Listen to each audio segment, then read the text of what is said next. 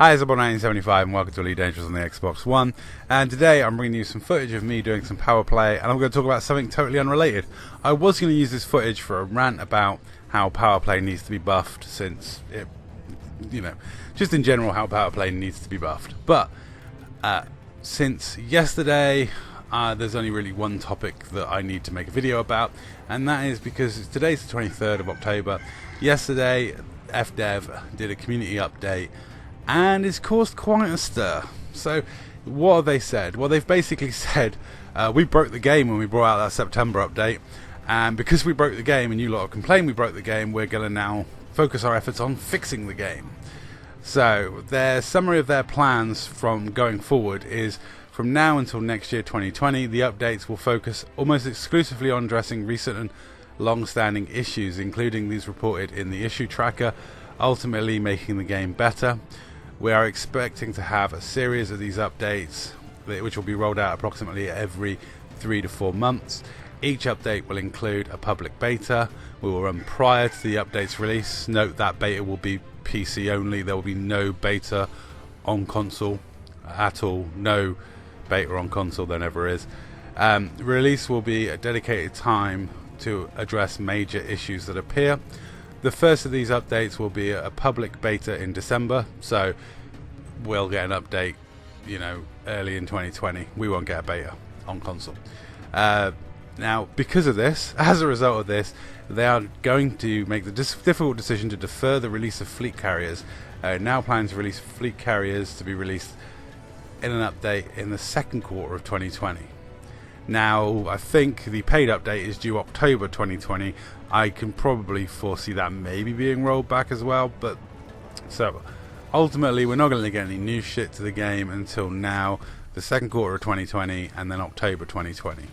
The game is going to pretty much be as it is now with some bug fixes. It's a bit disappointing. It's bad news all round. I mean, it is quite ridiculous because it is the second time that they've pushed back the carrier's release, and embarrassing for them because they've already released the trailer for it and now it's not due for such a long time. That really does kind of look embarrassing, especially with how many updates are being pushed out for things like No Man's Sky with no issue, and the community has said for a long time that they needed to do betas before they did patches, and this is what happens when they don't, and the game was effectively broken by an update. I'm also slightly disappointed that they haven't really addressed any of the issues towards cheating in the game and doing something about that either, because both combat logging and cheating on PC are pretty much rampant. We get a lot of combat logging on console, and there's nothing really being addressed as to what they're doing to resolve that issue or to improve reporting of it, or what they will do about it, which is a long-standing issue. So maybe they will, maybe they'll address that as well. I would hope so, because it is a very long-standing issue that the community gets sort of up in their face about and then gives up about.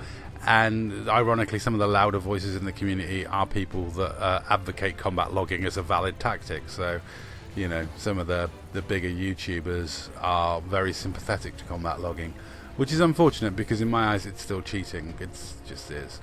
But anyway, this is really disappointing news. Like I say, very embarrassing for FDev.